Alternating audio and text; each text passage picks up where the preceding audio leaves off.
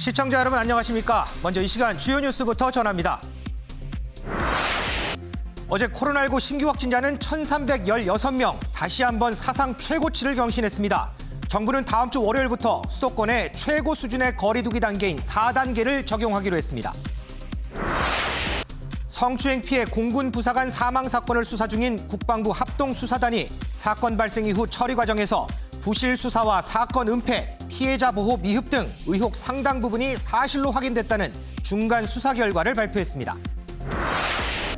서울시가 광화문 광장 재구조화 공사를 위해 광장에 있는 세월호 기억 공간을 철수하겠다고 통보해 유족들이 반발하고 있습니다. 오는 23일 개막하는 도쿄올림픽이 사상 처음으로 무관중으로 개최되는 것으로 최종 결정됐습니다. 오늘의 프레스룸 큐시트로 먼저 살펴봅니다. 권영세, 안철수, 이준석, 김영환, 윤석열 전 총장의 식사 정치가 주목받습니다. 식사 자리로 정치권 인사들과 접점을 넓히는 윤 전 총장. 그간 얻은 건 무엇이고 앞으로 얻을 건 뭘까요? 분석해보겠습니다. 부친상 중인 최재형 전 감사원장, 대권 출마를 두고 이회창 전 총재와의 평행 이론이 언급됩니다. 윤지영 기자의 백브리핑에서 분석해봅니다. 민주당 대선 예비 경선이 마무리됐습니다. 이재명 지사의 독주 속에 2위 싸움이 본격적으로 펼쳐지는 모양새입니다. 알아보겠습니다. 언제나 활기차게 시작하는 프레스룸, 지금 출발합니다.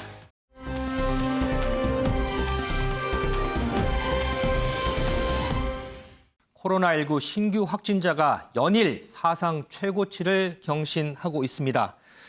자, 사흘 전이죠. 1,212명으로 1,000명이 넘어서더니 그제 확진자는 1,275명, 사상 최고치를 기록했고요.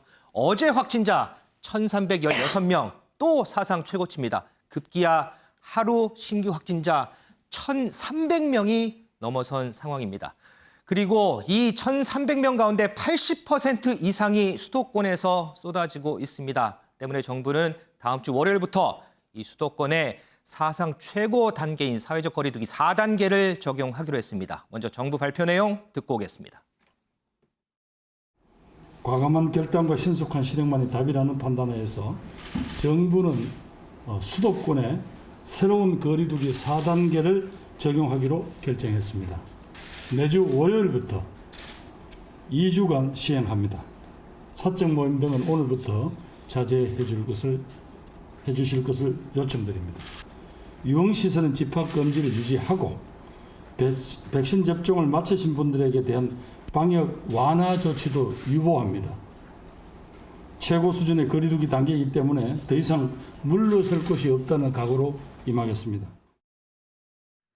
이동석 기자, 방금 김부겸 국무총리도 최고 수준의 거리 두기 단계라고 언급을 했습니다. 거리 두기 4단계, 우리가 아직 한 번도 경험해보지 못한 단계인데 다음 주 월요일부터 이제 뭐가 어떻게 바뀌게 되는 건가요? 네, 끝내 4단계 조치가 내려졌습니다. 4단계 조치는요, 다음 주 월요일부터 약 2주 동안 시행될 예정인데요. 일단 오늘 오후 6시 전까지는 4명까지는 만날 수 있습니다. 하지만 다음 주 월요일부터요, 오후 6시 전까지는 4명까지만 만날 수 있는데요. 하지만 오후 6시 이후에 2명만 모일 수 있습니다. 그러니까 딱 2명만 만날 수 있군요. 네, 맞습니다. 쉽게 설명을 드리면요. 점심은 4명이서 식사를 할 수 있는데 저녁은 2명까지만 허용된다 이겁니다. 아하. 네, 맞습니다. 일단 직계 가족조차 예외가 아닌 것으로 확인이 됐습니다. 행사와 관련해서 궁금해하시는 분들 많으실 텐데요. 결혼식, 장례식의 경우 친족 29명까지만 참석이 가능하고요. 콘서트 등 모든 행사는 금지가 됩니다. 시위의 경우 1인 시위만 가능하고요. 그리고 다중 이용시설은 밤 10시까지만 영업이 가능해집니다. 그러니까 헬스 등등 10시까지만 영업이 가능하다는 겁니다. 네. 종교시설의 경우 비대면만 가능해질 예정인데요. 모임은 물론 식사, 숙박이 종교시설에서 전면 금지됩니다. 자, 한번 정리를 해보겠습니다. 우리 사회에서 가장 큰 변화, 다음 주 월요일부터는 오후 6시 이후에는 2사람만 만날 수 있습니다. 자, 이 2사람의 직계 가족입니다. 좀 더 만나도 되나요? 안 됩니다. 백신 맞았습니다. 포함되나요? 안 됩니다. 직계 가족이든 백신 접종자든 두 사람에 포함되지 않습니다. 딱 2명만 만날 수 있습니다. 자, 그리고 1인 시위 말고는 모든 집회, 행사 다 금지됩니다. 그리고 결혼식, 장례식, 친족만 참석할 수 있습니다. 그 친족도 49명으로 제한이 됩니다. 클럽, 헌팅 포차 등 유흥시설 영업 중단됩니다. 그리고 학교 바로 원격 수업으로 전환이 됩니다. 종교시설 비대면 온라인으로만 예배가 가능합니다. 스포츠 당장 무관중 경기로 진행이 됩니다. 우리가 한 번도 경험해보지 못한 사회적 거리두기 4단계 오후 6시는 6시 이후 2명까지 대형마트 10시까지 꼭 기억하시기 바라겠습니다.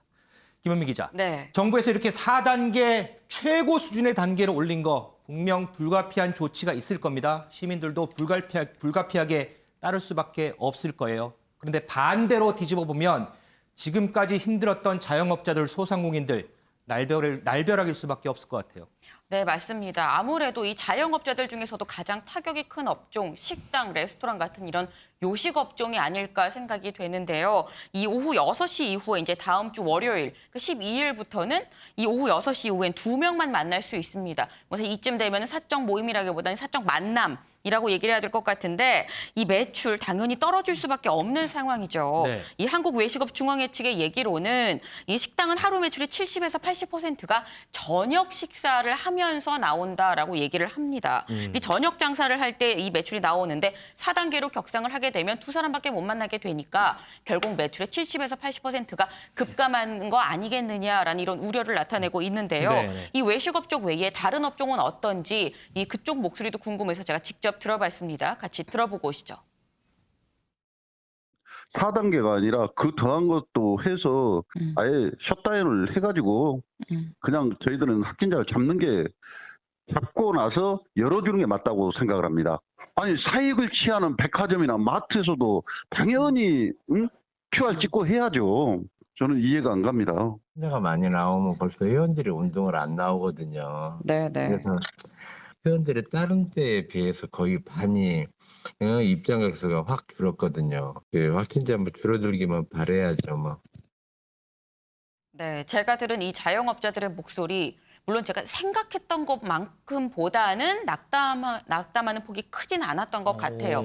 그런데 이게 이제 낙담하지 않았다라는 게 아니라 그동안 계속 낙담을 해왔기 때문에 아하. 전이랑 비교할 때 이 폭이 크지 않은 것 같다라고 하는 표현이 좀 적합할 것 같습니다. 지금 현재 코로나19 상황이 너무너무 안 좋기 때문에 이 정부가 하라는 이 방역수칙, 지침 지켜야 되지 않겠느냐라는 게 공통된 답변이에요. 하지만 이 자영업자들이 얘기하는 문제는 이번 4단계 격상이 아니라 정부의 이 손실 대책이라고 좀 입을 모아서 얘기를 하고 있습니다. 이 코로나로 인해서 영업은 지난해 1월부터 이 코로나19가 확산되기 시작한 지난해 1월부터 거의 한 1년 반 동안 계속해서 안 되고 있는 상황이다라고 지금 얘기를 하고 있거든요. 네. 근데 영업은 계속 안 되고 있고 지금 좀 비주로 연명하는 수준이다라고 얘기를 하는데 그렇다면 상권이 죽지 않도록 손실을 보상해주는 방안이 필요한데 손실보상법은 처리가 안 되고 거리두기 단계만 격상되고 있는 거 아니냐 이런 볼멘 소리가 나오고 있습니다. 근데 이 정부의 고민이 클 법한 게 아무래도 앞서 들으신 것처럼 확실하게 좀 셧다운을 하되 이 기간을 좀 짧게 해서 빨리 코로나를 털어내야 되는 거 아니냐라는 목소리도 있고요. 그리고 또 반대로는 이 집합금지 영업 중단으로 아예 셧다운을 한다고 하면 정부 시책이고 뭐고 이건 받아들일 수가 없다라는 입장도 분명히 공존을 합니다. 그러니까 이런 목소리를 아는 건지 김부겸 총리 오늘 이런 얘기를 했습니다. 정부가 손실보상법에 따라서 향후 최선의 지원이 이루어질 수 있도록 하겠다라고 얘기를 하면서 자영업자분들한테 죄송하다라는 마음을 전했습니다. 지금 김은미 기자가 이제 취재를 해서 설명드린 내용, 뭐 이렇게 얘기를 들어도 저렇게 얘기를 들어도 다 일리 있는 일 같습니다. 가장 무엇보다 중요한 건 빨리 이 조치가 빨리 끝나서 시민들도 그렇고요, 자영업자들도 그렇고요, 빨리 하루빨리 일상으로 돌아가는 게 가장 중요하지 않나 싶습니다. 조금 전에 자영업자들의 목소리 중에 이런 말이 있었죠. 백화점, 마트들 QR코드 찍지도 않는데 이거 너무한 거 아니냐? QR코드 찍지 않아서 지금 접촉자가 어느 정도인지 분간도 안 가는 서울 강남의 한 대형 백화점. 지금 확산세가 날로 퍼지고 있습니다. 벌써 직원, 가족 등 해서 모두 82명, 어제까지 오늘 기준으로 82명이 확진 판정을 받았습니다. 검사 받으려고 대기하는 줄 뭐 1km, 2km 줄을 섰고요. 예상되는 검사자 수만 10만 명이 넘는다고 합니다. 윤정 기자. 네. 그런데 이 지금 82명 중에 지금 직원하고 가족뿐만 아니고 백화점 찾았던 손님도 포함이 됐다면서요? 네, 맞습니다. 우려했던 상황이 현실이 되고 있습니다. 현재 82명 가운데 손님으로 확인된 건 5명입니다. 5명이요? 네, 말씀을 하셨던 것처럼 지금 이 백화점을 누가 얼마나 많이 찾았는지 파악조차 제대로 되지 않는 상황인데 이 지난달 26일부터 지난 6일까지 방문자들이 모두 검사 권고 대상인데요. 이 사람들이 최소 10만 명에 이를 것으로 현재 추산이 되고 있다는 점 전에도 말씀을 드렸습니다. 그런데 이 역학조사 결과 이 백화점의 일부 직원이 증상이 나타난 이후에도 이 백화점에서 계속해서 근무를 한 것으로 지금 확인이 됐습니다. 어허. 그렇기 때문에 이 직원들과 접촉을 한 이 손님들까지 이 추가 확진으로 번지고 있는데요. 이 고객들이 얼마나 더 확진이 나올지 모르는 상황입니다. 현재 이 검사를 받으려는 사람들의 행렬 그렇기 때문에 굉장히 길게 이어지고 있는데 더 큰 문제는 이 현대백화점 무역센터점 인근에서 이 대규모의 행사들은 또 강행이 되고 있다는 점입니다. 행사요? 네, 맞습니다. 저희가 어제도 이 삼성동 코엑스 인근에서 이 검진 행렬이 이어지고 있다는 점 전해드렸는데요. 그랬죠. 바로 당일 어제 이 삼성동 코엑스에서 대규모의 행사가 열렸다는 겁니다. 지금 왼쪽에 보시는 저 사진이 그 행사 모습인데요. 지금 학부모들이 할인 판매 코너에 운집해서 정말 거리두기란 찾아볼 수가 없는 모습이죠. 아, 촘촘하게 붙어 있군요. 네, 맞습니다. 또 뿐만 아니라 이 대치동의 서울 무역 전시장에서는요. 이 현대백화점의 계열의 패션 회사가 대규모의 패밀리 세일을 진행했습니다. 지금 저게 이 패밀리 세일에 들어가기 위해서 기다리고 있는 고객들의 대기줄입니다. 네. 이 직원들 사이에서 지금 이런 상황에 대한 우려가 퍼지는 것으로 전해지는데요. 다만 저 해당 그 행사를 위한 패션 회사는 유통업계 불황이 이어지고 있어서 이 세일을 강행할 수밖에 없었다는 입장입니다. 지금 이 현대백화점에서 지금 82명 확진자가 발생을 했는데 이 와중에 지금 400m 떨어진 코엑스에서도 대형 행사가 진행이 됐고요. 2.6km 뭐 그 차로 가면은 뭐 얼마 걸리지도 않습니다. 5분 뭐 10분이면 갈 텐데 거기에서도 지금 패밀리 세일, 전 패밀리 세일이라는 말은 처음 듣는데 패밀리 세일도 열리고 있는 것 같습니다. 은영 위원님. 네. 이 행사 주관이 중기부라고 해요. 이 상황에서 정부 부처의 대처가 좀 아니란 거 아니냐 이런 생각도 좀 들기도 하는데요. 네. 그 서울 국제유아교육전이라는 행사가 지금 중기부가 한 거잖아요. 네. 어제 시작이 됐어요. 그런데 지금 1000명대가 나온 게 사흘째예요, 오늘. 그렇죠. 그러니까 어제 이미 한 이틀째 1000명대가 나왔는데 뭐 그 전이라도 이미 700명대 나왔고 주변에 현대백화점에서 집단 감염 사태 있었고 델타 변이 확산 우려되고 그런데 이런 상황에서 중소기업부가 왜 그런 생각을 못했는지 좀 비대면 행사로 한다든가 일정을 미룬다든가 다시 잡는다든가 계획은 미리 잡았을 수 있어도 뭐 연기는 가능하잖아요. 그렇죠. 그러니까 그렇게 했어야 하는데 좀 안이한 대처였다 이런 비판을 받을 만하다고 생각합니다. 물론 이제 행사 참여업체가 중소기업이라는 점, 그다음에 이제 뭐 대관 문제 이런 것들을 좀 풀기가 좀 쉽지 않았을 거라는 생각은 드는데 이미 코로나 사태가 지금 1년이 넘게 지속되고 있는데 그런 문제에 대한 매뉴얼조차 마련해 놓지 않았다면 그것도 문제가 되는 거죠. 지금 이 행사 같아요. 저기 이제 대한민국 동행 세일해서 한섬 패밀리 세일 같은데 이 부분에 대해서 이제 중기부가 주관을 하고 한 것 같거든요. 네, 그러니까 어쨌든 이제 중기부가 관여를 하고 있는 네. 그런 거잖아요. 네네. 네. 그러면 이제 비단 이제 근데 중소기업부가 원래 이제 자영업자라든가 뭐 소상공인, 중소기업들을 담당하는 부처예요. 그래서 그렇죠. 사실 중대본하에서도 굉장히 코로나 사태 상황이라든가 대응에 대해서 굉장히 기민하게 예의주시하는 그런 부처인데도 불구하고 이렇게 대응했다는 게 참 아쉬운데 근데 이제 이런 문제가 비단 중소기업뿐만의 문제는 아닌 것 같아요. 우리 정부 전체의 지금 문제인 것 같은데 이미 지난달에 델타 변이 우려가 확산됐는데도 우리나라는 7월에 사회적 거리두기 개편을 한다. 그리고 6인 지금 서울 수도권에 4인 이하 모임만 가능했는데 이미 풀었었잖아요. 네. 지금 열흘 정도가 지났고요. 그리고 또 풀었고 이미 델타 변이 확산이 되는데 영국에서 들어오는 사람 그 백신 맞았다는 이유로 그 자가격리 면제해주고 이렇게 정부가 이미 너무 허술한 방역 태세를 보인 것이 국민들에게 좀 괜찮은가 보다라는 긴장감을 풀게 만드는 그런 잘못된 메시지를 주지 않았나 이런 생각이 들어요. 특히 이제 일부에서는 그 김호란 방역 비서관을 청와대에 앉힌 게 3월인데 그분이 백신 전문은 아니고 방역 전문이다 이렇게 청와대에서 임명할 때 그렇게 해명을 하기도 했는데 그런데 이게 지금 임명한 이후에 중대 국면인데 방역과 관련해서 이런 부분에서 목소리를 냈어야 하는 게 아닌가 이런 지적도 나오는 것 같아요. 다만 이제 전문가들이 빨리 4단계 높여야 된다 이런 목소리가 계속 나오고 있었는데 정부가 뭐 일요일까지 기다리지 않고 미리 오늘 회의를 열어서 물론 월요일에 시작이 됩니다만 네네. 이렇게 4단계로 높인 거는 그나마 좀 잘 대응했다고 그런 생각이 듭니다. 자, 어쨌든 정부에서 이 최고 수준의 거리두기 단계 4단계를 적용하기로 했습니다. 다음 주 월요일부터 우리 생활에는 많은 변화가 있을 겁니다. 이 효과가 나타나려면 앞으로 2, 3주 뒤에나 나타날 거라고 하는데 이 기간 모두 방역 수칙 철저하게 지켜서 우리 힘으로 이 고리를 좀 끊었으면 좋겠습니다. 그런 의미에서 대전에 사는 한 중학생이 아버지에게 제시한 서약서가 화제가 되고 있습니다. 한번 읽어보죠. 자, 서약서입니다. 나는 밤 11시가 되기 전에 집에 돌아올 것을 맹세합니다. 마스크를 지금보다 잘 쓸 것을 맹세합니다. 나의 부주의한 행동이 가족들에게 우려와 피해가 가지 않게 하는 것을 맹세합니다. 가족들이 싫어하는 행동을 하지 않을 것을 맹세합니다. 자, 마지막입니다. 안전하고 방역 수칙을 잘 지키면서 사회생활을 할 것을 맹세합니다. 손소독제 잘 쓰고요. 손을 잘 닦고 마스크 잘 쓰도록 중학생 딸이 아버지에게 이거 서약하세요. 그리고 지키세요. 하고 했던 서약서입니다. 자, 이 서약서 비단 이 중학생 아버지들에게만 포함되는 건 아닙니다. 저도 그렇고요. 우리 여기 나와 있는 우리 패널들도 그렇고 시청자 여러분들 모두 이 서약서대로 잘 지켜서 이 대유행 고리 모두 끊도록 노력을 해야 되겠습니다. 일단 저부터 잘 지키겠습니다. 인소정치 데뷔전 최재형, 이회창과 평행 이론. 자, 어제 부친상을 당한 최재형 전 감사원장. 자, 빈소에는 많은 정치권 인사들이 이 조문을 다녀갔습니다. 먼저 관련 영상 보고 얘기 시작하도록 하겠습니다.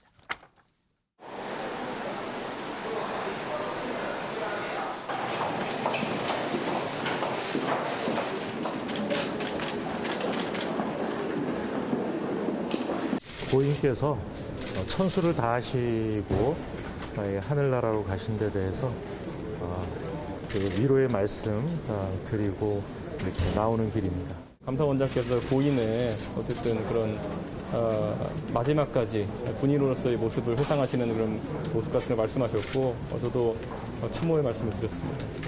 또 같이 국정을 원하면서 제가 늘 존경하는 분 중에 한 분이 우리 최 원장이셨습니다. 그리고 또 우리나라를 또 구한 또 국의 영웅 중에 한 분이시고 하니까 당연히 제가 조문하러 왔고요. 대선 출마 혹시 여분이 오늘은 제가 지금 돌아가신 분 조문.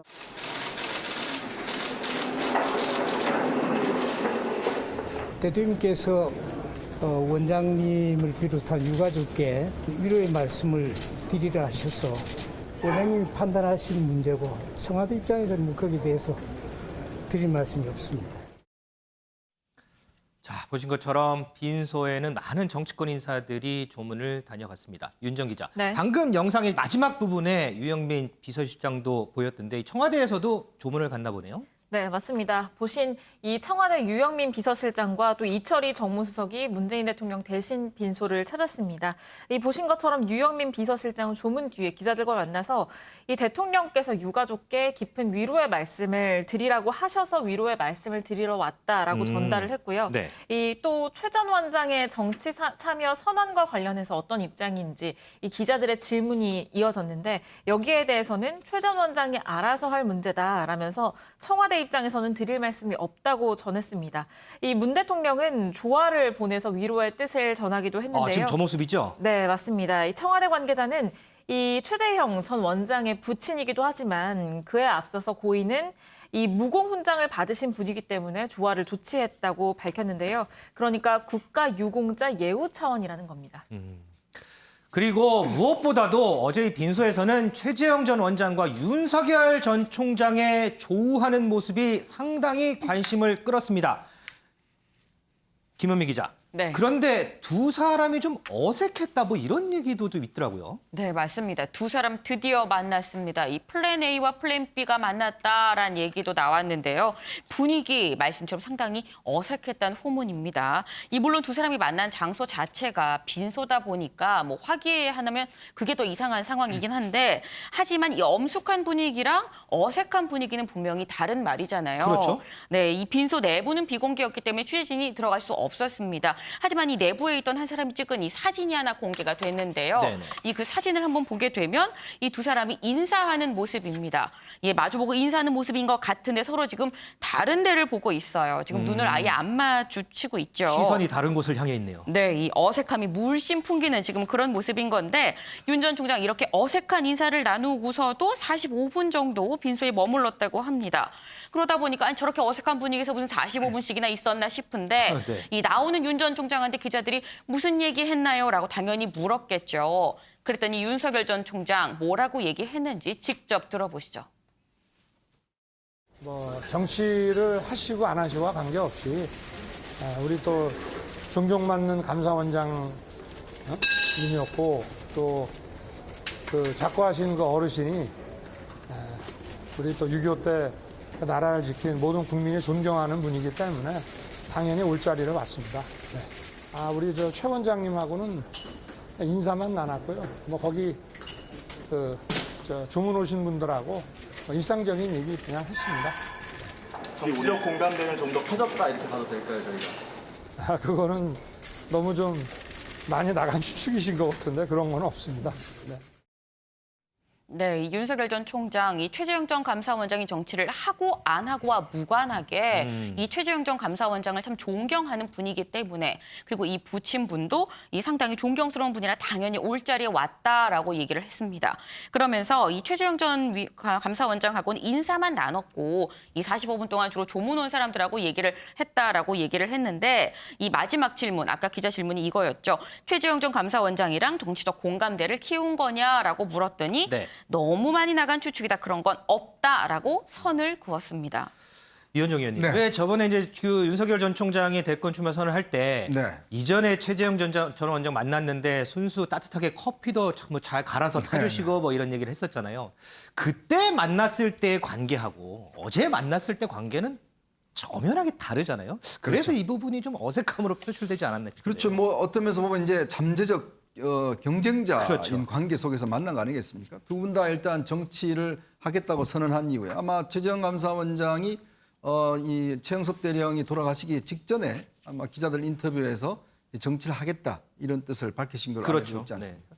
아마 그렇기 때문에 이제 정치 선언을 하고 두 사람이 만난 것이고 뭐 큰 이야기는 없었겠죠. 이제 앞으로 아마 이제 이 상이 이제 끝나고 나면 아마 그 최재형 전 감사원장도 아마 본격적인 이제 대선 행보에 나설 걸로 보입니다. 본인이 왜 정치를 할 수밖에 없었는지. 더군다나 돌아가신 최영섭 대령 같은 경우는 처음에는 반대를 많이 하셨다고 그래요. 그랬다고 해요. 그 정치판에 왜 가느냐는 이야기를 하시면서 마지막 돌아가시기 전에 네 소신대로 해라라고 해서 사실상 이제 허락을 했다고 하기 때문에 아마 앞으로 두 사람이 이제 정치 참여한 이제 이유와 그다음에 앞으로 펼쳐질 여러 가지 어떤 정책이나 이런 걸 가지고 이제 대결을 할 것 같은데 사실 좀 묘한 게요.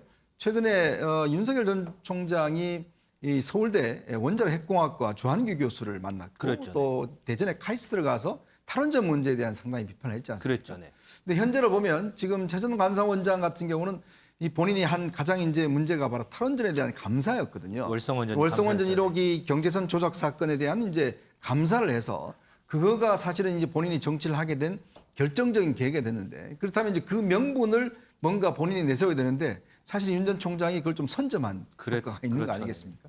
이제 그렇기 때문에 아마 본인도 정치 선언을 하면서 왜 정치를 하는지 부분에 대해서 아마 중요한 부분이 바로 이 탈원전에 대한 이제 감사일 겁니다. 이제 이 부분에 아마 이제 조망이 될 것이고요. 근데 뭐 한간에서 나오는 이제 플랜 B 아니냐 이렇게 이야기하자면 본인은 아마 굉장히 싫어할 거예요. 플랜 B다, 뭐 대학마다 뭐 이런 얘기 많죠. 그렇죠. 근데 이제 지금 현재로 보면 최 전 감사원장은 아직까지 그렇게 세력이 많이 없는 것 같아요. 그러니까 주변에 보면. 네. 그렇기 때문에 일각에서는 아마 빨리 국민의힘에 입당할 가능성이 있다. 윤 전 총장보다는. 왜냐하면 주변에 이제 아무 세력이 없기 때문에 이제 본인을 대변해 줄 대변인도 없고 이제 그렇기 때문에 아마 본인은 빠른 시간 내에 이 당에 안착을 해서 당에 도움을 받는 형태.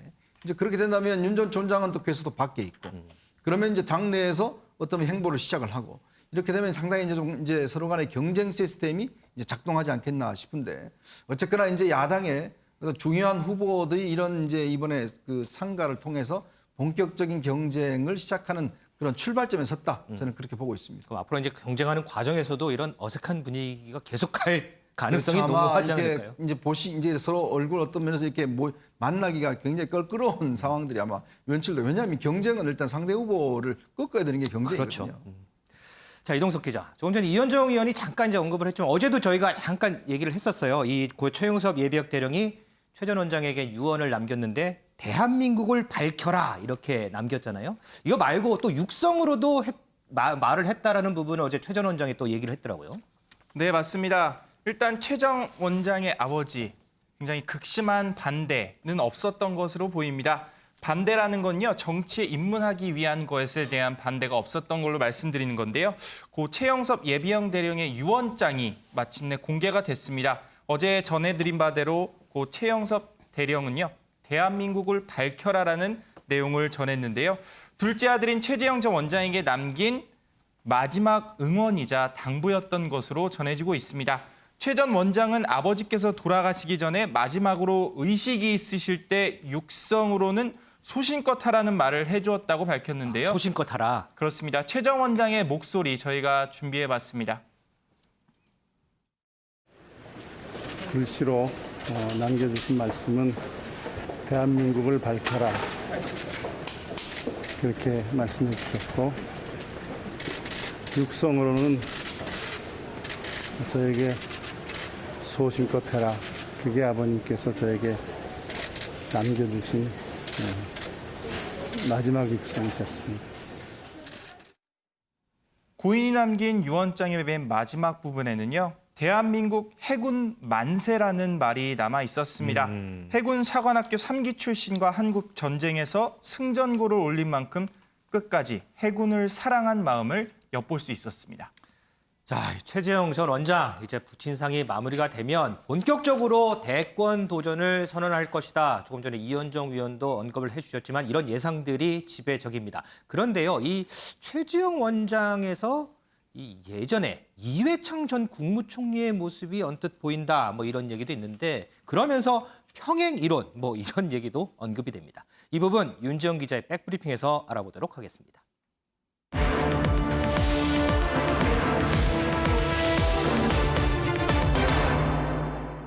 윤 기자, 평행 이론. 제 과거 기억에는 이회창 전 총재도 대선 앞두고 부친상을 당했다 이런 기억도 좀 있거든요. 네, 맞습니다. 이 정치권에서 빈소를 찾는 건 단순한 조문 그 이상의 의미를 가집니다. 이 정치 거물들의 만남의 장이 되기 때문인데요.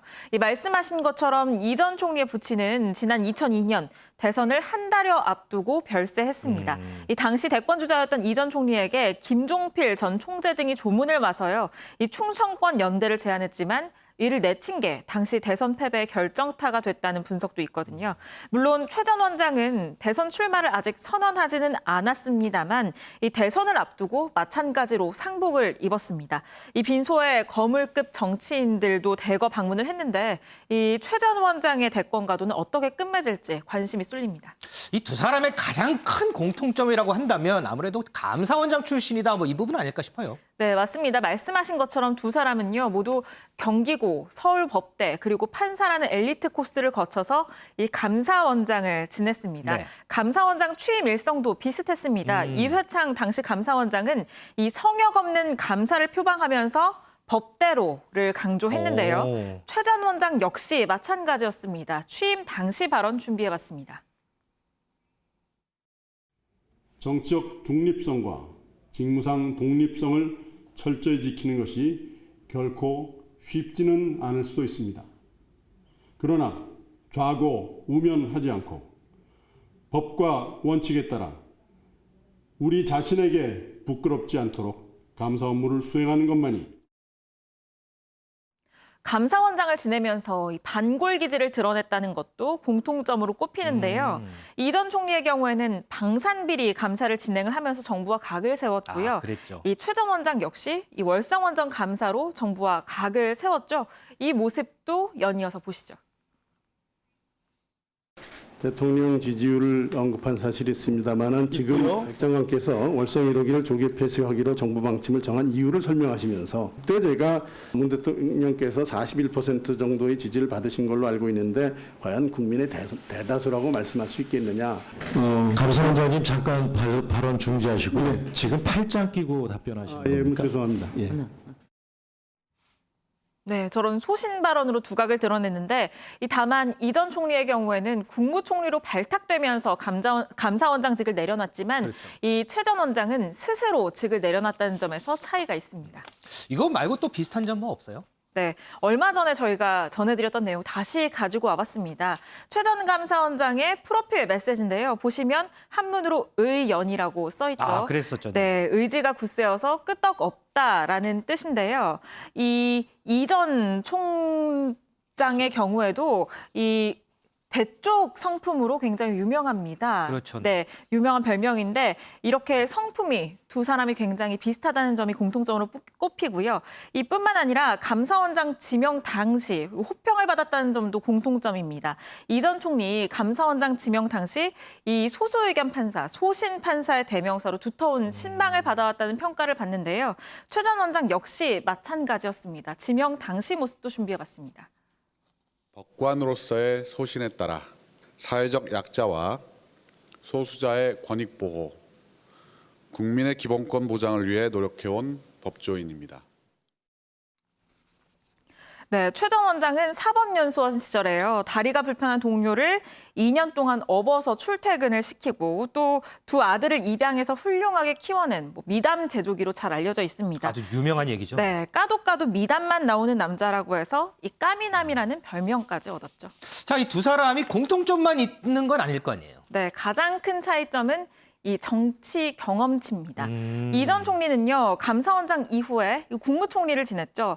그때 당시에 빠르게 실세로 떠올랐고요. 결국에는 취임 4달 만에 이 월권을 이유로 대통령으로부터 경질을 당했을 정도로 이 국정 장악력을 뛰어나게 보여줬습니다. 이 반면 최 전 원장은 감사원장직을 내려놓고 바로 대권 가도로 올라섰기 때문에 이 정치적 경험이 부족하다는 점이 가장 큰 약점으로 꼽힙니다. 자, 지금까지 짚어봤는데 닮은 듯하면서도 다른 길을 왔던 이 두 사람. 앞으로 갈 길은 또 어떻게 될지 이 부분도 좀 궁금합니다. 윤 기자 잘 들었습니다. 식사 정치 나선 윤석열, 결국 김종인 만나나. 자, 윤석열 전 총장 대권 출마 선언을 하면서 여러 정치인들과 접점을 넓혀가고 있습니다. 그중에 가장 유명한 게 식사를 참 많이 하더라고요. 여지껏 누구랑 식사를 했는지 한번 볼까요? 지난 1일 날 오세훈 서울시장과 저녁에 만찬 회동을 했고요. 그다음에 6일은 이준석 국민의힘 대표와 맥주를 또 한 잔을 했습니다. 그리고 저희도 전해드렸죠. 다음 날 7일 날은 안철수 국민의당 대표와 점심 오찬을 함께 했고요. 어제는 이 김영환 전 의원하고 저녁 만찬을 또 했습니다. 자, 김은미 기자. 네. 그중에서도요. 우리가 이제 안철수 대표 만난 거, 김영환 전 의원 만난 거지 다 얘기를 나눴잖아요. 네. 이준석 대표하고 맥주 회동 저녁에 만났다는 거는 처음 듣는 것 같아요. 두 사람 어떻게 만나게 된 거예요? 네, 이 두 사람의 만남 바로 번개 만남이었습니다. 우리가 아는 그 번개요? 네. 너 오늘 시간 돼? 나 되는데. 야, 지금 보자. 그게 번개잖아요. 네. 이 두 사람도 이렇게 해서 만났다라는 건데요. 이 지난 6일 윤석열 전 총장이 대전을 찾았던 날입니다. 이 당시 윤 전 총장 대전 현충원 카이스트를 방문했다가 이 서울로 올라오는 길이었는데 이 올라오는 길에 이준석 대표가 문자를 하나 했다고 합니다. 네. 지난 주말에 이 권영세 이 대외협력위원장이랑 만난 얘기를 내가 잘 들었는데 우리도 조만간 한번 보시지요라고 이렇게 문자를 보내니까 여기에 윤 전 총장이 단문이 아니라 전화를 걸었다는 거예요. 그래서 내가 지금 목이 칼칼한데 오늘 저녁에 약속 없으면 맥주나 한잔 하시죠라고 얘기를 했더니 이준석 대표 좋습니다라고 이 서초동으로 왔다라는 겁니다. 그래서 지난 6일 저녁 7시에 이 서초동에 있는 한 식당에서 1시간가량 두 사람이 다른 배석자 없이 독대를 했다라고 하는데요. 이 윤 전 총장이랑 이준석 전 대표의 얘기에 따르면 이 자리에서 정치 관련한 얘기는 따로 하지 않았다라고 이 얘기를 합니다. 정치 관련 얘기는 하지 않았다. 네, 근데 뭐 믿을 수가 없는 게 정치 얘기 안 할 거면 두 사람 왜 만났나 알 수가 없어요. 그렇죠. 네. 네. 근데 이 자리 비공개 상견례 자리였던 만큼 곧 공개 회동을 하겠다라고 얘기를 했는데 이 두 사람이 좀 만난 날을 좀 주목을 해봐야 될 것 같습니다. 네. 두 사람이 만난 게 6일 저녁이죠. 그리고 윤 전 총장 이튿날인 7일 점심에 안철수 국민의당 대표를 만났습니다. 그랬죠. 네, 이 저희 프레스룸 고정 시청자분들은 아마 아실 거예요. 저희가 7일 점심에 안철수 대표랑 윤석열 전 총장 만난다는 소식을 전해드리면서 왜 제1야당 대표는 건너뛰고 이 안철수 대표부터 보지 않은 얘기가 있는데 여기에 대해서 윤 전 총장이 국민의힘에서는 권영세 의원 만나지 않았습니까? 라고 얘기를 했다고 전해드렸었거든요. 맞아요. 그런데 윤 전 총장 이런 얘기가 나오는 걸 보니까 내심 마음으로 좀 불안했던 게 아닌가 싶습니다. 그러다 보니까 마침 이준석 대표가 문자를 보냈고 잘 됐네. 그러면서 전화를 해서 맥주라도 한잔 하시지요. 라고 권한 게 아닌가 싶어요. 목이 칼칼한데 맥주나 한잔 할까요? 참 오랜만에 듣는 표현 같습니다. 이동석 기자, 정치 얘기는 하지 않았다고 하는데 그러면 두 사람 만나서 무슨 얘기한 거예요? 네, 제 개인적인 생각으로도 1시간 동안 정치 얘기만 주구장창 했을 것 같은데요. 하지만 이준석 대표의 말은 달랐습니다. 이 대표의 발언 저희가 준비해봤는데요. 함께 들어보시겠습니다.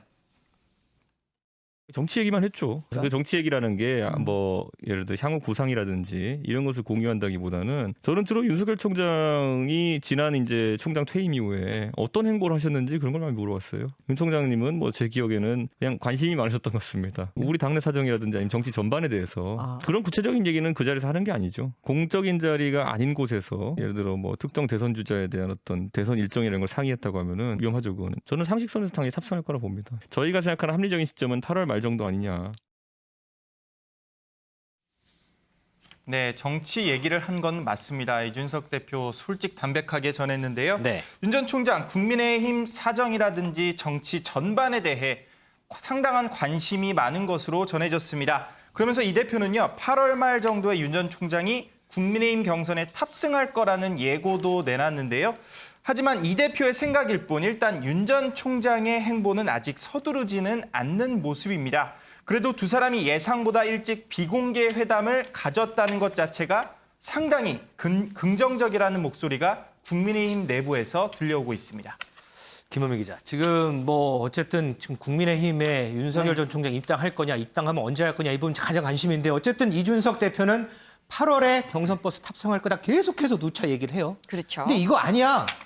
그렇지 않아. 라고 얘기하는 사람이 있잖아요. 네, 맞습니다. 지금 김종인 전 비대위원장을 말씀하시는 것 같아요. 이 말씀처럼 이 이준석 국민의힘 대표는 계속해서 이 8월 경선버스에 윤석열 전 총장 분명히 당연하게 이 탑승을 할 거다라고 얘기를 하고 있는데 근데 여기에 대해서 이 최근에 지난 7일 날 이 김종인 전 비대위원장이 언론 인터뷰에서 뭐라고 얘기를 했냐면 이 윤석열 전 총장이 지지율을 유지를 할 수 있다면 지금의 지지율을 유지할 수 있다면 지금 상태, 그러니까 무소속인 상태로 가는 수밖에 없다라고 얘기를 했습니다. 그러면서 굳이 지금 당에 들어가서 다른 후보들이랑 옥신각신하는 상황을 만들지 않을 거다라면서 11월에 야권 단일 후보로 선출하면 된다라고 얘기를 했는데 사실 이 앞서서 김종인 전 비대위원장 이 원희룡 지사 지지 모임에 가서 지지율이 결정적이라고 생각하면 안 된다라고 얘기를 했었습니다. 윤 전 총장에 대해서요. 네네. 그때 저희가 생각하기로는 지금의 높은 지지율이 계속 갈 거라고 믿어서는 안 된다라고는 이런 취지로 이해가 됐었는데 이번 발언을 보게 되면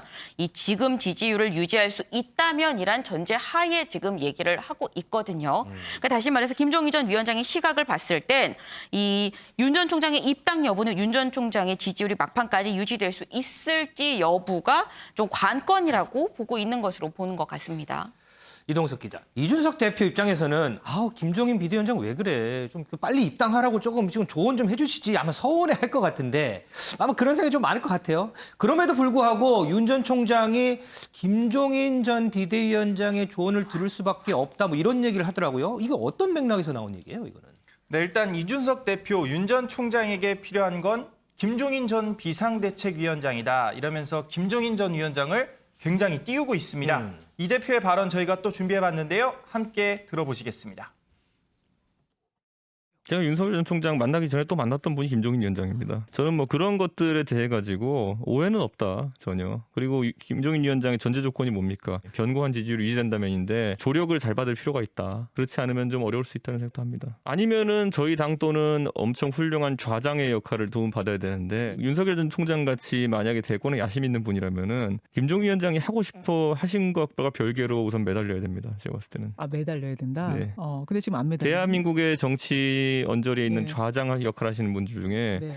정무와 정책이 둘 다 되시는 분은 몇 분 안 계십니다. 제 생각엔 나중에 저희 당 후보가 당선되면은 후보 옆자리에 계실 분인데요. 개표 방송에서. 뭐 어떤 역할이든지요. 네, 이 대표는 윤 전 총장이 김 전 위원장에게 매달려야 한다 이런 말까지 내놨는데요. 이 대표는 정무와 정책이 되는 사람은 김종인 전 위원장이다. 김 전 위원장과 손을 잡지 않을 경우엔 어려울 수도 있다는 생각을 가지고 있다고 밝혔습니다. 대권 과정에서 김 전 위원장과 반드시 손을 잡아야 하는 이유를 이렇게 설명한 건데요. 아직까지 윤 전 총장이 김 전 위원장과 만나지 않은 이유, 구체적으로 밝혀진 거는 없습니다. 정치권에서는 새로운 정치를 갈망하는 윤 전 총장의 의지가 담긴 것으로 풀이가 되고 있는데요. 하지만 막판 극적인 요청 분위기에 현재 분위기 반전이 일어날 수도 있다는 분석이 지배적입니다. 은 의원님, 지금 윤석열 전 총장 행보를 보나 김종인 전 비대위원장이 하는 얘기를 들으나 전혀 지금 상상이 안 가는 그림인데 윤 전 총장이 김종인 전 비대위원장에게 손을 내미는 상황이 올까요? 네. 손을 내밀지는 않아도 적어도 만나서 조언을 얻을 것 같습니다. 만나는 모습은 있을 거다. 그렇죠. 사실 윤 전 총장이 지금 정치 참여 선언을 전후해서 여러 정치권 인사들을 지금 만나고 있는데 정작 4.7 재보궐선거 직후에 만나기로 했다가 취소된 김종인 전 위원장과의 약속은 아직 잡고 있지 않거든요. 네. 잡았다 안 잡았다 이런 얘기도 들리고 있습니다만 자존심이 센 김종인 위원장 입장에서는 지금 계속 이제 윤 전 총장한테 별로 안 좋은 얘기들을 하거든요. 그게 사실 좀 제가 보기에 좀 기분이 나빠서 그런 것일 수도 있다. 이런 생각이 제 생각입니다만 이런 생각이 드는 이유인데 윤 전 총장이 아마도 저는 만날 거라고 생각이 들어요. 만날 때는 직접 전화를 걸어서 아무래도 그동안 연락을 드리지 못한 이유를 진솔하게 이제 이러저러해서 연락을 못 드렸습니다 하고 이제 조언을 구하기 위해서 만나 주십시오 하면은 아마 김종인 전 위원장도 아마 윤 전 총장과 기꺼이 만날 거라고 생각을 하고요. 아마 이제 그런 과정이 필요할 거라고 생각해요. 예우 어른이니까 예우 차원에서 좀 마음을 풀어드리는 과정이 좀 필요하지 않을까 이런 생각이 듭니다. 그리고 그러면 이제 누군가는 이제 국민의힘 누군가는 김종인 전 위원장을 향해서 노예한 정치 기술자다 이렇게 이제 폄훼도 하는데 그만큼 정치 초보자 입장에서는 배워야 할 부분들이 어째 정치 기술이라는 것도 필요한 부분이니까요. 배워야 할 부분들이 상당히 많거든요. 그래서 윤 전 총장 입장에서는 반드시 만나야 할 거로 보이고 사실 이준석 당 대표가 김종인 위원장과 친하기도 하지만 본인 인터뷰에서 김종인 위원장으로부터 정치를 초반에 배웠다 이런 얘기를 할 정도예요. 그렇기 때문에 아마 만나야 될 것 같고 윤 전 총장이 지금껏 김종인 전 위원장과의 만남을 늦춘 이유는 그럼 뭐냐 이렇게 봤을 때 약간 완벽주의도 있는 게 아닌가 이런 생각이 들어요. 완벽주의. 시험을 보기 위해서 이제 면접관을 만나야 되면 좀 떨리잖아요. 그런 것처럼 좀 많이 좀 준비된 상태에서 확신도 갖고 그런 상태에서 이제 위원장께 좀 말씀도 드리고 조언도 얻어야 된다는 생각을 본인이 윤 전 총장이 하고 있지 않나 이런 생각도 들고 어쨌든 내가 준비된 모습을 먼저 좀 보여줘야 그렇죠. 되겠다. 그러니까 미리 아직 준비 덜 된 모습으로 이제 만나기보다는 좀 그래서 순서를 미룬 것도 있는 것 같고 거기에다가 제가 보기엔 윤 전 총장 입장에서 나름의 정치 그러니까 대권 참여 로드맵을 갖고 있다 이런 생각이 들어요. 일정과 수순. 그러니까 일단은 자기는 명분 찾는 과정이 먼저인 거예요. 민심 투어를 통해 명분을 먼저 찾은 다음에 네. 김종인 위원장을 만날 때는 좀 구체적인 훈수를 들어야 되거든요. 뭐 제3지대에 머물지 국민의힘에 입당할지 이런 것들을 들어야 되는데 그러려면은 먼저 명분 찾기부터 하고 민심 투어를 통해서 내가 이러이러한 의견을 모아서 대권에 도전하겠다. 그런 다음에 김종인 위원장을 사실상 마지막 단계에서 만나서 구체적인 훈수를 드리려는 게 아닌가 이런 생각이 듭니다. 자, 최근에 이 점심 저녁 이 정치인들 만나느라고 상당히 바쁜 것 같은 윤석열 전 총장인데요. 우리 은영미 위원 예상대로 김종인 전 비대위원장과 식사하는 모습도 저희가 볼 수 있을지 한번 보겠습니다. 또 한편으로는요, 이 부인의 이 논문 문제도 있고요, 또 사생활 문제도 있고요, 여러 가지로 신경이 좀 많이 쓰일 것 같습니다. 어제도 저희가 관련 내용 잠시 전해드린 바가 있는데요. 이동석 기자, 한 인터뷰를 보니까 윤석열 전 총장이 이 문제에 대해서 구체적으로 언급한 게 있더라고요. 네, 맞습니다. 윤 전 총장은 부인 김건희 씨의 논문 의혹 논란에 대해서요. 새벽 2, 3시까지 책을 읽거나 쉴 틈 없이 공부하는 사람이다. 그러면서 대학 교수도 했고 석사 학위를 2개나 받았다고 전했습니다. 그러면서 이미 허위 사실과 명예훼손으로 대법원에서 유죄 판결이 난 것들이 많다며 아쉬운 목소리를 계속해서 전했는데요. 이른바 줄리 의혹에 대해서도요. 부인은 술 마시고 흥청거리는 걸 싫어한다. 그러면서 이런 사람이 술집 가서 이상한 짓 했다는 얘기가 상식적으로 맞지 않다고 전했습니다. 김건희 씨에 대한 각종 의혹에 대해서요. 윤 전 총장이 직접 반박하고 나선 건데요. 윤 전 총장은 장모 의혹에 대해서도 장모일은 장모일이고 제가 걸어가는 길은 제가 걸어가는 일이다. 이러면서 차별화를 강조하기도 했습니다. 본인 입장에서는 아무 거리낄 게 없다, 현재로서는. 맞습니다. 자, 그런데 윤정 기자, 네. 이런 상황에서 윤석열 전 총장은 여권의 대선 후보들의 논문 얘기도 꺼내요. 네, 맞습니다. 윤 전 총장 어제까지만 해도 부인의 논문 관련 논란에 대해서 이렇게 이야기했었습니다. 발언 먼저 듣고 이어가시죠. 국민대에서 총장님 그 사모님에 대해서 박사학위 논문 의혹을 조사를 했는데요. 그 부분에 대해서 좀 입장 좀 말씀해 주시겠습니다. 어떤 단체와 뭐 이런 개인들께서 그 이의 제기를 하셔가지고 대학에서 이루어지는 문제니까 대학이 그 자율적으로 그 학술적인 판단을 해서 진행이 되지 않겠나 그렇게 생각을 하고 있습니다. 네, 대학이 자율적으로 판단을 할 거다. 그러니까 어느 정도 거리를 두는 이런 대응을 보였는데요. 네. 그런데 오늘은 대응 기조가 약간 바뀌었습니다. 오늘 대변인실이 입장문을 냈는데 입장문 내용은 이렇습니다. 이 김건희 씨의 결혼 전 논문 문제는 해당 대학교의 조사라는 정해진 절차를 통해 규명되고 그 결과를 따를 문제다. 여기까지는 어제와 비슷합니다. 네. 이게 결혼 전 일이었다는 점, 그리고 정해진 절차에 따를 것이라는 점을 강조해서 좀 논문 논란에 거리 두기를 한 건데 그 다음 부분이 좀 더 강경 대응으로 이어지게 됩니다. 여당에 대한 공격에 나섰기 때문인데요. 네. 이 여당의 대선 후보들을 향해서 공당이라면 배우자가 아닌 이재명, 정세균, 추미애 등 자당의 유력 대선 후보들 본인의 논문 표절 의혹에 대해서 이 보다 엄격한 기준을 적용해야 할 것이라면서 그에 대한 명확한 입장 표명과 이 조치를 취해달라고 밝힌 겁니다. 한마디로 반격에 나섰다고 볼 수 있겠습니다. 김은미 기자, 네. 이 윤석열 전 총장은 이제 여권을 겨냥을 했어요. 이 김건희 씨 논문 관련해서 정치권에서는 나오는 얘기는 없어요? 네, 이 윤석열 전 총장 여권을 겨냥한 만큼 여권에서는 상당히 공격적으로 대응을 하고 있습니다. 네. 반면에 이 국민의힘 쪽에서는 오히려 옹호하는 입장인데요. 그 목소리 직접 한번 들어보시죠. 석사 학위 2개나 받고 박사 학위까지 받느라고 정말 줄리를 하고 싶어도 제가 시간이 없어요. 이렇게 말했습니다. 이 정도로 거칠고 조악한 논문을 쓰느라고 100기까지 한 논문을 쓰느라고 그렇게 바빴는지 묻고 싶습니다. 조국 가족에게 했던 만큼 그렇게 철저한 조사를 윤 총장 스스로도 자신의 가족에게도 그대로 적용해 주기를 부탁드립니다. 박사학위 부분에서야 뭐 지금 장관 가신 분들 표절 많이 있었고 문제 있었지 않나요? 장관 가시는 것도 아니고 공직에 본인이 출마할 것도 아닌데 아마 그것들이 그렇게 전체의 도덕성에 전체로 다 포장되는 것은 좀 문제가 있을 거고요. 또 아무래도 거기에서 박사학위 과정에서 문제가 있다고 그러면 그 학교에서 나름대로 어떤 프로세스가 작동이 되겠지요.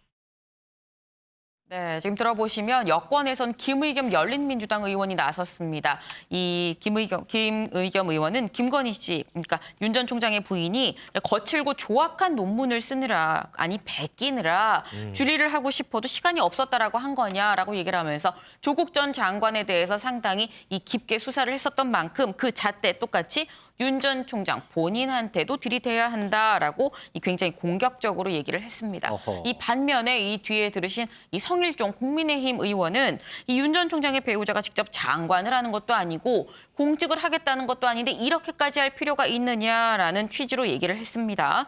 그러면서 문제가 있다면 그 학위를 준 학교에서 어떤 조치가 있지 않겠느냐면서 윤 전 총장과 윤 전 총장의 이 부인을 좀 분리하는 그런 모습입니다.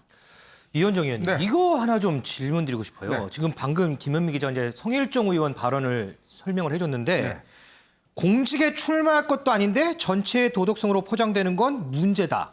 자, 물론 김건희 씨가 장관 후보자도 아니고 공직에 출마하진 않습니다. 하지만 대통령의 배우자가 되기 위한 길을 가고 있는 거잖아요. 그렇다면 더 확실한 검증 필요한 거 아닌가요? 그렇죠. 뭐 이게 아무리 이제 이 배우자라 하더라도 이 도덕성과 또 이런 문제에 대한 검증은 따라야 될 겁니다. 네. 근데 이제 좀 더 이제 구체적으로 우리가 들어가 보면 특히 이제 이 논문 같은 경우에 보면 논문의 심사 주체는 일단 대학교에 있지 않습니까? 네.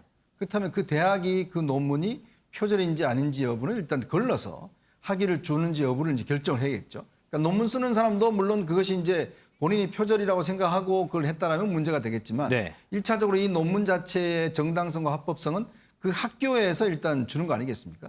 심사를 해서 판단해서 논문 표절 여부를 갖다 점검을 해서 학교 측에 주는 거기 때문에 일단 학교 측이 일차적인 책임을 져야겠죠. 네네. 이제 그런 문제를 이제 지적하는 것 같아요. 그리고 지금 이 논문 문제는 사실은 이제 하나만 놓고 보면 이게 문제가 될 수 있는 문제인데 이걸 지금 대선 정부로 들어가면서 이런 문제 등등이 다 정치화가 돼버렸습니다. 그러니까 정쟁화가 돼버렸어요. 이제 그러다 보니까 이 논쟁 자체가 쟁점이 되다 보니까 지금 이제 윤석열 전 총장 측에서 왜 이재명 지사 그다음에 추미애 전 장관, 정세균 전 총리는 왜 문제 안 삼냐 이 이야기를 하는데 이분들도 사실은 석사학위 논문들이 표절 문제가 논란이 불거져서 다 인사청문회 때 문제가 됐고 이재명 후보 같은 경우는 본인이 철회를 해버렸습니다. 그러니까 이건 본인들에 대한 문제잖아요. 그러니까 이제 그렇다면 예를 들어서 이거는 본인들이 직접적으로 된 문제고 그 김건희 씨 같은 경우는 이제 부인에 대한 윤 총장의 부인에 대한 문제고 그러니까 이런 부분을 좀 더 이제 세밀하게 이제 따지겠다는 게 이제 아마 윤 전 총장이나 국민의힘의 의견 같고 지금 이제 이쪽에서는 이제 전체적으로 윤 전 총장의 도덕성 이게 조국 사건과 관련 지어서 이제 공격을 하는 것 같고요. 이렇게 되다 보면 사실은 이제 어떤 이 무게를 달기보다는 이게 하나의 이제 쟁점화가 돼버려요. 아마 앞으로 등장하는 문제 똑같을 겁니다. 이제 그래서 사실은 이제 야당 쪽에서 자꾸 윤 전 총장한테 입당하라는 이유가 이런 문제가 발생을 하면 어차피 지금은 대선 국면이기 때문에 모든 게 쟁점화 돼버리거든요. 거기에서 우리가 방어해 줄 수 있다. 이런 이제 차원이기 때문에 그러니까 시시비비를 가리는 것보다는 저렇게 공방화돼 버리면 사실 국민들도 보시면 여기도 문제가 있네, 여기도 문제가 있네. 네. 이렇게 이제 판단해서 어쩌면 제로섬 게임이 돼버리거든요. 그러니까 그런 걸 이제 아마 노릴 것 같은데 뭐 앞으로 아마 국민의 측에서 이제 검증을 하겠죠. 이제 그렇게 한다면 또 야당 쪽에서는 그러면 이재명 지사나 이런 사람도 하자 이렇게 또 나올 거 아니겠습니까? 네. 그렇게 되면 이 문제는 사실상 어떤 면에서는 제로제로가 돼버리는 그런 상황이 아닌가. 이제 앞으로 아마 제기되는 문제는 많은 것들이 이렇게 이런 경우에 해당될 겁니다. 자, 이동석 기자, 이렇게 지금 윤석열 전 총장 여러 이제 문제들 불거져요. 그러면서 보니까 이재명 지사하고 윤석열 전 총장 양자 대결했던 여론조사를 보니까 이게 차이가 좀 벌어지는데 이게 이런 부분하고 좀 관련이 있을까요? 네, 그렇습니다. 처가 리스크를 포함한 윤 전 총장의 부인 김건희 씨의 각종 의혹이 현재 이런 결과로 이어지는 것 같습니다. 이재명 지사와 윤 전 총장의 양자 대결 결과 이재명 지사가 43% 그리고 윤석열 전 총장이 33%를 얻었는데요. 네. 무려 10%포인트 차이를 보인 겁니다. 전문가들은 윤 전 총장의 장모에 이어 부인 의혹까지 불거지며 여론에 그대로 반영된 결과로 현재 분석하고 있습니다. 특히 국민의힘 입당 여부가 여전히 불확실하다는 점 그리고 시기가 늦춰질 수 있다는 분석이 결과에 상당한 영향을 미쳤을 것으로 보이는데요. 윤 전 총장 가족을 향한 의혹 제기의 62%는 당연한 검증을 그리고 23%는 흠집 내기라고 응답했습니다. 62%가 당연한 검증이다 이렇게 응답을 했군요.